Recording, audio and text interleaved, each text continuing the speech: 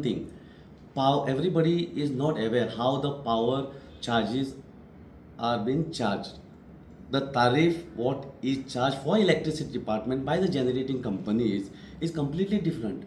There are 96 blocks in a day. There are 96 different rates for power. Now, power we need to schedule. I need to schedule the power or make the arrangement of power much earlier. Like now April, May, the power charges go at the rate of anything between 9 rupees 50 paise to 10 rupees.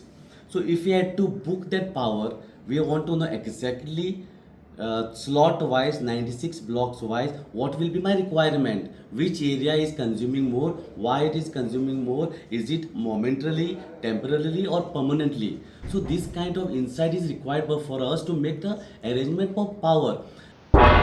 तुम्ही पळयतात गोंयकारपण गोंयकारांचो गोंयकारा खातीर.